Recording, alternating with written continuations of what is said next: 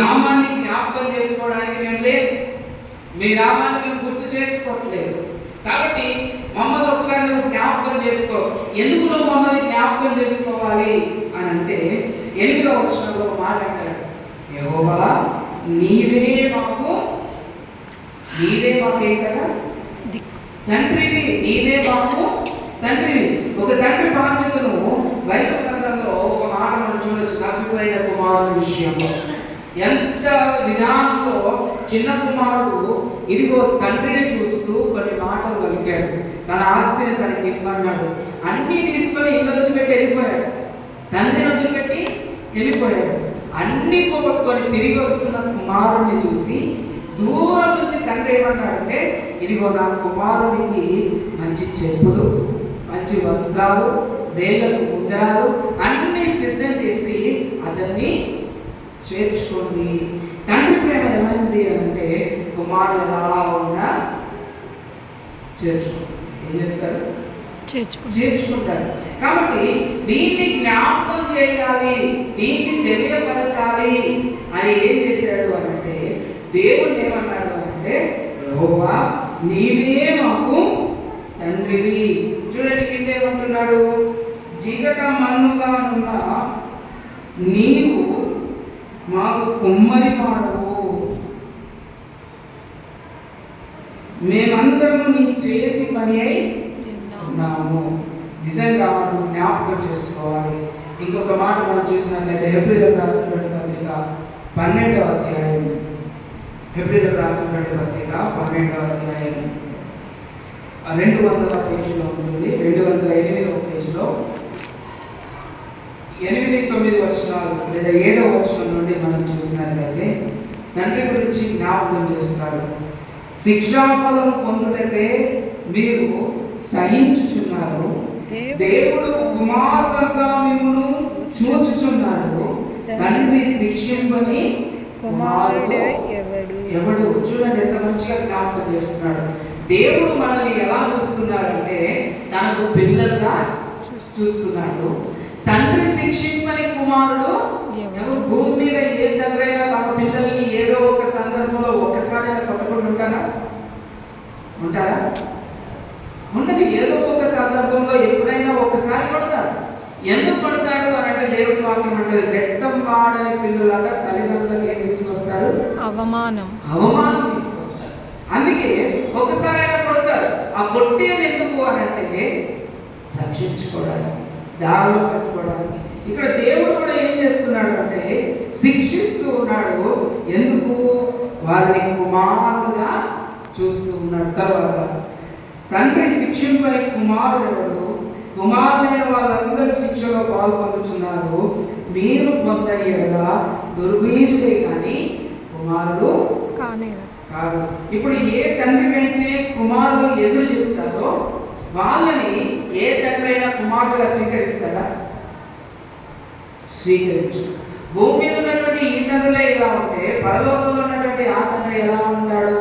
తండ్రి శిక్షింపని కుమారుడు లేదా తండ్రి శిక్షను తృణీకరించిన కుమారుడు దుర్బీజులే కానీ కుమారుడు కాదని జ్ఞాపకం చేస్తున్నాడు. అందుకే ఇక్కడ మనం జ్ఞాపకం చేసుకోవాలి.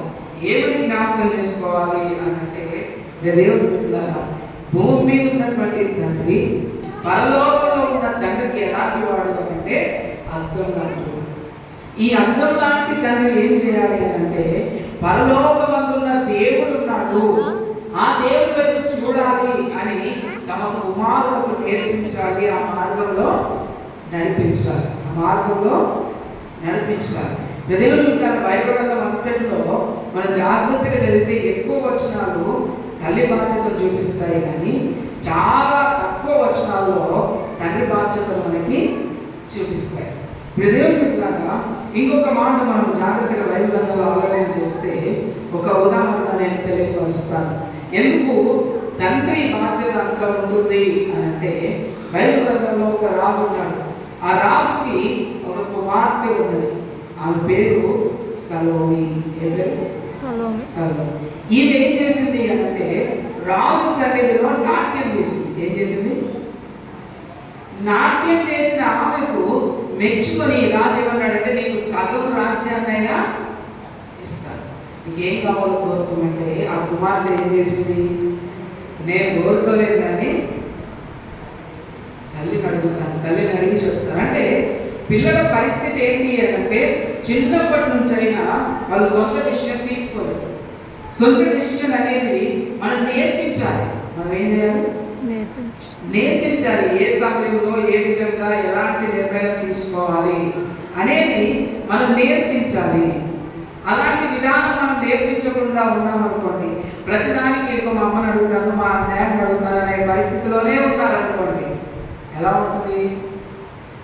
చిన్నప్పుడు నడుస్తుంది, యవన ప్రాయంలో నడుస్తుంది, పెళ్ళైన తర్వాత కూడా మా అమ్మని అడగాలి, మా నాయనని అడగాలి అంటే ఏమంటుంది? ఎలా ఉంటుంది చెప్పండి పరిస్థితి? బాగోదు. ఎందుకు ఈ మాట జ్ఞాపకం చేస్తున్నానంటే ఆమె వెనక్కి వెళ్ళి ఎవరిని అడిగింది? తల్లిని అడిగింది. తల్లిని అడిగినప్పుడు తల్లి ఏం నేర్పించింది? యోహాను తలనడుగు. ఏం చేసుకుంటారు చెప్పండి? మ్యూజియంలో పెట్టుకోవడానికి పనికిరాదు, మళ్ళీ అమ్ముకోవడానికి పనికిరాదు, ఏం చేయడానికి పనికిరాదు. దేనికైనా ఉపయోగపడుతుందా? దేనికి ఉపయోగపడదు. అందుకే చిన్నప్పటి నుంచే పిల్లలకు ఏం నేర్పియాలో అవి నేర్పియాలి. ఇదిగో చిన్నవాడికి ఏం నేర్పియాలో అది నేర్పిస్తే వాడు పెరిగి పెద్దవాడైన తర్వాత దాని నుండి తొలగిపోడు. అది తండ్రి బాధ్యత కావచ్చు, తల్లి బాధ్యత కావచ్చు. ప్రార్థన నేర్పించారనుకోండి, ప్రార్థన నుంచి తొలగిపోడు. వాక్యం నేర్పించారనుకోండి, వాక్యం నుండి తొలగిపోడు. బూతులు నేర్పించారనుకోండి, బూతుల నుంచి తొలగిపోడు. పెరిగి పెద్దవాడైనాక ఈరోజు 1% ఉంటే పెరిగి పెద్దవాడైన తర్వాత ఒక 10% పెరిగిపోతూ ఉంటాయి.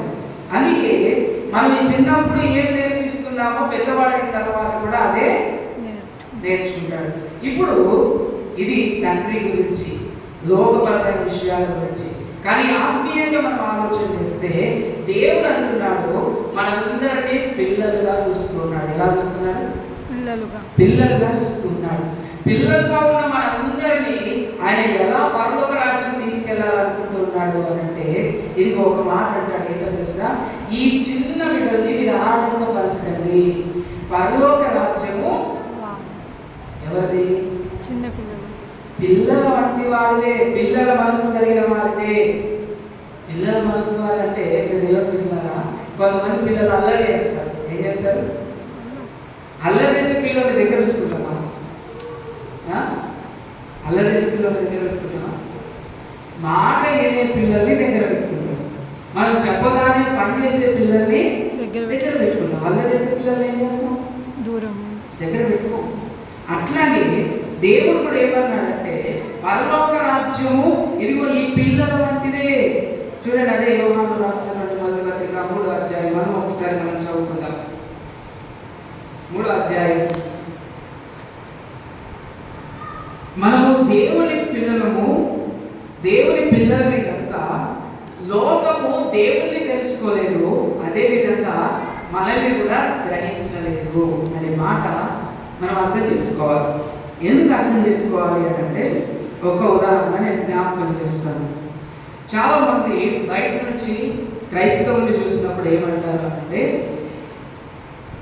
మీ దేవుడు కొట్టమని చెప్పాడా, తిట్టమని చెప్పాడా, మీ దేవుడు ఇలాగే వ్యతిరేకించమని చెప్పాడా, ఇవన్నీ చేయమని చెప్పాడా అని ఒక ప్రశ్నను మనం చూస్తాడు. మరి నిజమే కదా?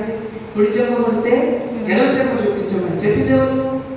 దేవుని వాక్యం. ఆత్మగంధనండి యేసు ప్రభువారు అంతకు ముందే బైబిల్ గ్రంథంలో చెప్పాడు. కుడి చెంప కొడితే ఎడవ చెంప చూపించమన్నాడు దేవుడు. మాటకు మాట సమాధానంగా కాదు, ప్రతిదానికి నన్ను సాక్ష్యంగా పెట్టుకొని చెప్పండి అని దేవుడు జ్ఞాపకం చేశాడు. ఈరోజు అవన్నీ మనం పాటిస్తే మనల్ని ఏమంటారు తెలుసా? చాతగాను. చాతగాను చాతగానోళ్ళు. చాతగాని వాడు, ఎందుకు పనికిరాని వాడు, ఒక మాట తిరిగి చెప్పడు. ఎవరు? వాక్యాన్ని పాటించిన వాడు. వాక్యాన్ని ఎవరైతే దేవుడు కోరుకునే పిల్లవాడిగా బ్రతకాలనుకున్నాడో వాడు. ఇప్పుడు బూతులు తిట్టట్లేదు అనుకోండి, మీరు ఏం చాతగా ఒక మాట కూడా మాట్లాడానికి రాదు. ఎదిరించట్లేదు అనుకోండి, ఏమనుకుంటారు? నీకు కోపం లేదు, పౌరుషం లేదు అనుకుంటారు.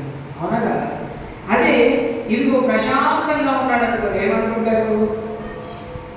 ఎన్నన్నా వీడు కానీ అదే సైలెంట్ గా ఉన్నవాడు ఈ వాక్యం లేకుండా ఒక్కసారి కోపం చూపిస్తే అమ్మ వాడి జోలికి పోవద్దా, వాడి నోరు తెరిస్తే. ఇప్పుడు పరలోక రాజ్యానికి ఎవరు వెళ్తారు? వీళ్ళిద్దరు ఎవరు వెళ్తారు? మౌనంగా ఉన్నారు. నేను ఒక ఉదాహరణ చెప్తాను. బైబిల్ గ్రంథంలో యేసు ప్రభు వారి దగ్గరికి ఒక యవనస్తుడు వచ్చాడు. అయ్యా, పరలోక రాజ్యానికి నేను పోవాలి, నేనేం చేయాలి? పరలోక రాజ్యం పోవాలంటే నేనేం చేయాలి? ఏం చేస్తే పరలోక రాజ్యం పోతాం? యేసు ప్రభు వారు అంటాడు, ఇదిగో మోషే ధర్మశాస్త్రం ఉంది కదా, దాంట్లో పదార్థాలు ఉన్నాయి కదా, వాటిని వెంబడించు. ఏదైతే కానుకలు దేవుని మందిరానికి ఇవ్వాలో దాన్ని ఇవ్వు. ఏదైతే ఆరాధన విధానంలో నడుచుకోవాలో దాన్ని నడుచుకో. నువ్వేం చేస్తావు? పరలోక రాజ్యానికి వెళ్తావు. అంతకు మించి ఏమీ లేదని యేసు ప్రభు అన్నాడు. అప్పుడు యవనస్తుడు ఏమన్నాడంటే, నేను చిన్నతనం నుండి వాటన్నింటినీ మరి చిన్నప్పటి నుంచి అన్ని చేస్తున్నా, నీకు డౌట్ ఎందుకు పరలోక రాజ్యానికి పోతావు? డౌట్ ఎందుకు వచ్చింది అంటే, ఇదిగో అతడు మిగుల ఆస్తి గలవాడు. ఏం గలవాడు? ఆస్తి సంపాదించాలి అంటే రెండు విధాలు ఉన్నాయి. ఒకటి పితరుల నుంచి రావాలి, రెండు మనం కష్టపడి. ఎంత కష్టపడ్డా ఎక్కడో ఒక తప్పు చేస్తే కానీ డబ్బులు చేతికి వస్తాయా? రావు. కొన్ని పరిస్థితుల్లో చేయాల్సి వస్తుంది. లోకంలో నేను చెప్పేది. అలాంటి పరిస్థితుల్లో అతనికి ఏం కలిగిందంటే, నేను పరలోక రాజ్యం పోతానా? డబ్బులు వచ్చాయి. అందుకే యేసు ప్రభువు ఏమన్నాడంటే, అయ్యా, నీ మనసంతా నీ ధనం మీద ఉంది కదా, దాన్ని తీసుకొచ్చి బీద వాళ్ళకు పంచిపెట్టి నువ్వు నన్ను వచ్చి వెంబడించు. అప్పుడు ఆయన ఏం చేశాడు? తిట్టుకుంటూ వెనక్కి వెళ్ళిపోయాడు. ఎందుకు మనం అర్థం చేసుకోవాలి? దేవుడు తన పిల్లలుగా ఉండడానికి ఉండే పిల్లలు కావాలని కోరుకున్నాడు. ఎలాంటి పిల్లలు? దేవుని పిల్లలు కావాలి, లోకపరమైన వాళ్ళు కాదు. ఇంకొక మాట మంచిగా అదే యాకోబు రాసిన పత్రిక పక్కనే ఉంటుంది, చూడండి. పేతురు పత్రిక ముందు యాకోబు రాసిన పత్రిక 1వ అధ్యాయం 17వ వచనంలో, శ్రేష్టమైన ప్రతి ఈవియు సంపూర్ణమైన ప్రతి వరమును పరసంబంధమై జ్యోతిర్మయులకు తండ్రి యొక్క నుండి వచ్చు. ఇక్కడ జ్ఞాపకం చేస్తూ దేవుని గురించి చెప్తూ ఉన్నాడు. దేవుని దగ్గర ప్రతీది కూడా పరలోకం నుండి వస్తుంది. భూమి మీద దేవుని పిల్లలుగా మనం ఉన్నాము అంటే మనకు వచ్చే ప్రతిదీ మన తండ్రి దగ్గర నుంచి రావాలి. అవునా కదా? ఇప్పుడు నా తండ్రికి నేను కొడుకుని అనుకోండి, నా తండ్రి దగ్గరికి పోయి అడుగుతాను, నాకు ఏం సంపాదించి పెట్టినావు? ఇల్లు సంపాదించి పెట్టినావా? భూమి సంపాదించి పెట్టినావా? డబ్బులు సంపాదించి పెట్టినావా? ఏం సంపాదించి పెట్టినావు? ఎందుకు అడుగుతాము? ఎందుకు అడుగుతున్నాడు? ఒకటే కారణం, నేను నా తండ్రికి కొడుకుగా పుట్టాను. అదే నేను నా తండ్రికి కొడుకుగా పుట్టకపోతే నేను పోయి అడుగుతారా? ఇప్పుడు పరలోక రాజ్యం కూడా మనం హక్కుగా అడుగుతున్నాము అంటే కారణం ఏంటి అంటే మన దేవుని పిల్లలు. దేవుని పిల్లలు కాబట్టి మనం ఏం చేస్తున్నామంటే పరలోక రాజ్యాన్ని హక్కుగా అడుగుతున్నాం. అందుకే దేవుడు కూడా ఏం చేస్తున్నాడు అంటే శ్రేష్టమైనవి ప్రతినిధి, అది ప్రార్థన సంబంధమైనది కావచ్చు, ఆత్మ సంబంధమైనది కావచ్చు, కుటుంబ సంబంధమైనది కావచ్చు, దేవుడు ఏం చేస్తున్నాడు అంటే పరము నుండి మనకు అనుగ్రహిస్తూ ఉన్నాడు. ఇప్పుడు నేను ఒక మాట జ్ఞాపకం చేస్తున్నాను. గర్భఫలము యెహోవా ఇచ్చు బహుమానము, స్వాస్థ్యం. గర్భఫలము యెహోవా ఇచ్చు స్వాస్థ్యం. దేవుడు పిల్లలకు, తన పిల్లల్ని ఎలా ఇస్తున్నాడట? బహుమానంగా ఇస్తున్నాడు. ఇక్కడ మనం జ్ఞాపకం చేసుకోవాలి. ఎందుకు జ్ఞాపకం చేసుకోవాలి అంటే దేవుడిచ్చే బహుమానము శ్రేష్టమైనది. ఆడపిల్ల కావచ్చు, మగపిల్ల కావచ్చు, దేవుడిచ్చే బహుమానం, దేవుని బహుమానము శ్రేష్టమైనది. అది పర సంబంధమైనది, పరలోకం నుండి అందరికీ. అంటే మనం ఆలోచన చేసుకోవాలి. తర్వాత మత్తయి సువార్త 6వ అధ్యాయం, ఇంకొక 2 మాటలు మనం చదవగలుగుతుంది. మత్తయి సువార్త 6వ అధ్యాయం 31వ వచనాన్ని మనం చూస్తే,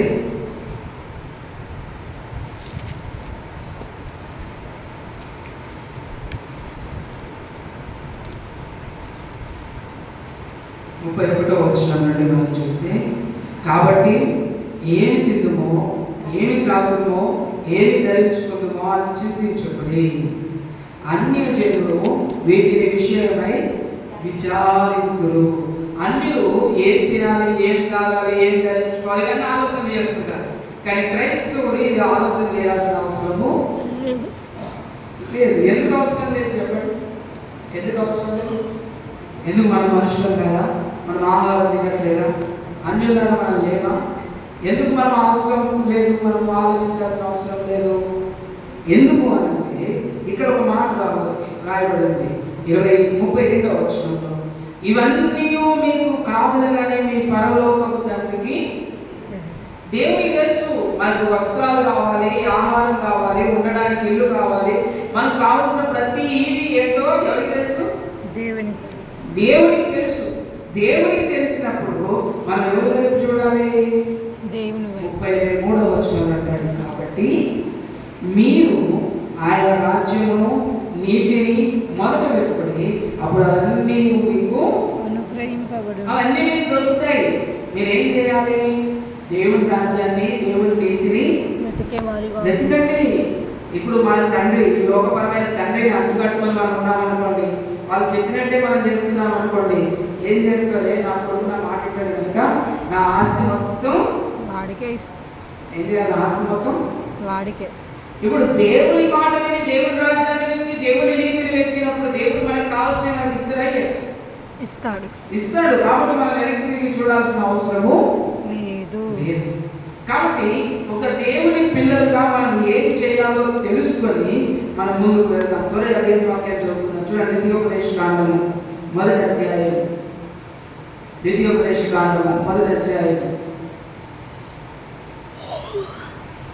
31వ వచనంలో అక్కడ అంటారు, 31వ వచనంలో, ఐగుప్తులోను అరణ్యంలోను మీ కొరకు చేసినట్టు మీ పక్షముగా యుద్ధము చేయు. మీరు ఈ చోటికి చేరు వరకు మీరు వచ్చిన మార్గం అంతటిలోను మనుషులు తన కుమారుని ఎత్తుకున్నట్లు మీ దేవుడైన యెహోవా మిమ్మల్ని ఎత్తుకొని వచ్చిన సంతతి మీరెరుగుతుందని మీతో చెప్పి ఇదిగో ఇక్కడ జ్ఞాపకం చేస్తున్నాడు మోషే భక్తులు. రెండోసారి ఇశ్రాయేలీయులతో ఏమంటున్నాడంటే, అయ్యా, ఐగుప్తు నుండి కానాను దేశం చేరేంత వరకు మీ దేవుడు మిమ్మల్ని ఏం చేశాడంటే, ఒక తండ్రి కుమారుని ఎత్తుకున్నట్లుగా ఎత్తుకొని మరి మిమ్మల్ని నడిపించాడు. ఇప్పుడు నా కొడుకు ఉన్నాడు అనుకోండి, కొంత దూరం నడుదాక నా కొడుకు ఏమంటాడంటే, డాడీ నాకు చాలా చూస్తున్నాయి డాడీ అంటాడు. వెంటనే నేను ఏం చేస్తానంటే, దేవుని సన్నిధానంలో యెహోషువ, కాలేబు, మోషే, అహరోను వీళ్ళంతా కూడా దేవుని వైపు చూసినప్పుడు దేవుడు ఏం చేస్తాడు అంటే, ఒక కుమారుని నడిపించినట్టుగా వాళ్ళకు కావలసిన ప్రతి ఈవిని అనుగ్రహిస్తూ నడిపించాడు. ఆకాశం నుండి మన్నా కురిపించాడు, బండ నుండి నీళ్ళు ఇచ్చాడు, వాళ్ళ వస్త్రాలు పాతగిలలేదు, చెప్పులు అడిగిపోలేదు. ఎన్నో విధాలుగా ఆయన కొన్ని లక్షల మంది ఎత్తుకొని నడిపించాడు. మనం జ్ఞాపకం చేసుకోవాలి. కాబట్టి ఇంకొక మాట మనం చూద్దాం. సామెతల గ్రంథం 3వ అధ్యాయం, సామెతల గ్రంథం 3వ అధ్యాయం 11-12 వచనాలు చూస్తే,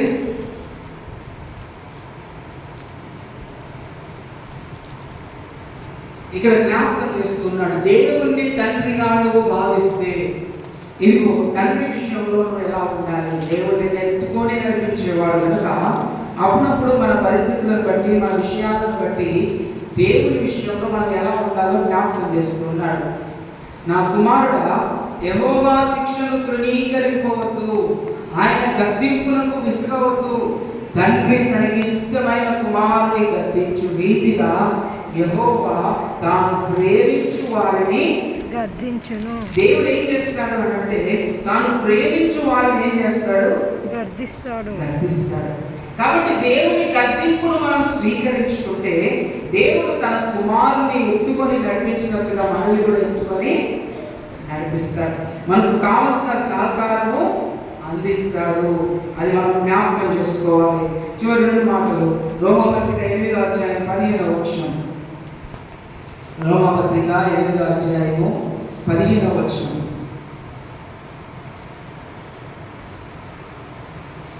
8:15 ఆ తర్వాత గలతీ 4:6-7 వచనాలు చదువుకొని మనం ప్రార్థన చేసుకుందాం.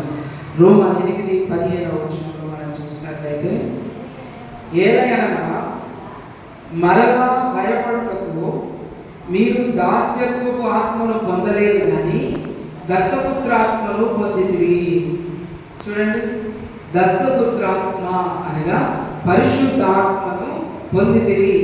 ఆత్మ కలిగిన వారమై మనము అబ్బా తండ్రి అని మొరపెట్టుచున్నాము. దేవుడు మనకి ఎలాంటి ఆత్మను అనుగ్రహించాడు అనంటే దత్తపుత్రాత్మను అనుగ్రహించాడు. అనగా దేవుని కుమారునిగా పిలిచే ఆత్మను, దేవుని కుమారునిగా మనం పిలువబడే ఆత్మను దేవుడు మనకు అనుగ్రహించాడు. అది మనం జ్ఞాపకం చేసుకోవాలి. మనం దేవుని పిల్లలని గ్రహించుకొని మనము ముందుకు వెళ్ళాలి. అదే 2 మాటలు మనకు గలతీ పత్రికకి వెళ్ళి చివరిగా మనం చదువుకున్న గలతీ పత్రిక 4వ అధ్యాయం 6-7 వచనాలు చూస్తే, 6-7 వచనాల్లో, మరియు మీరు కుమారులైనందున నాయన తండ్రి అని మొరపెట్టు తన కుమారుని ఆత్మను దేవుడు మన హృదయంలోకి పంపారు. కాబట్టి నీవు ఇక దాసుడవు కావు, కుమారుడవే. కుమారుడవైతే దేవుని ద్వారా వారసుడవు. దేవుని బిడ్డలారా మనం జ్ఞాపకం చేసుకున్నట్లయితే పరిశుద్ధాత్మ దేవుడు జ్ఞాపకం చేసుకున్నాడు గలతీ పత్రికలో, మనం దేవుని ద్వారా దేవుని కుమారులమై ఇదిగో దేవుని వారసులుగా ఉన్నాము. అందుకే దేవుని పిల్లరా ఈరోజు దేవుని వాక్యం ఇక్కడ సెలవిస్తుంది. మనము దేవుని పిల్లలమని పిలువబడినట్లు తండ్రి మనకు ప్రేమను అనుగ్రహించును. ఎలాంటి ప్రేమ అంటే మనం దేవుని పిల్లలము, మనం దేవుని పిల్లలమే. ఇంకొక మాట 2వ వచనం, ఏదైనా ఇప్పుడు మనము దేవుని పిల్లలకి ఉన్నాము. ఏమైనా భూమి మీద మనము దేవుని పిల్లలం. ఏమైనాము? దేవుని పిల్లలం.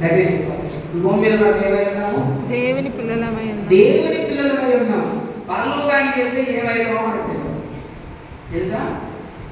తెలియదు. అదే మాట ఇక్కడ జ్ఞాపకం చేస్తూ, పరలోకానికి వెళ్తే 2వ మాటలో మనం ఇంకా ఏమవుతామో అది ఇంకా ప్రత్యక్షపరచబడలేదు. కానీ ఆయన ప్రత్యక్షమైనప్పుడు ఆయన ఉన్నట్టుగానే ఆయనను చూస్తాం. దేవుడు ఎలా ఉన్నాడో మనం కూడా అలాగే ఎప్పుడు 2వ రాకడ. ఇక్కడ ఒక విషయం జ్ఞాపకం చేసుకోవాలి. ఈ ఆప్షన్ అందరికీ లేదు, ఈ యొక్క అవకాశం అందరికీ లేదు. ఎవరికి ఉంది అని అంటే దేవుని పిల్లలకే ఉంది. ఎవరికి ఉంది? దేవుని పిల్లలకి. దేవుని పిల్లలకే ఉంది. ఇప్పుడు చూడండి, ఒక ఉదాహరణ చెప్పి నేను ముగించేస్తాను. తప్పిపోయిన కుమారుడు ఉన్నాడు. తన ఆస్తి మొత్తం తీసుకొని వెళ్ళిపోయాడు, తిరిగి వచ్చాడు.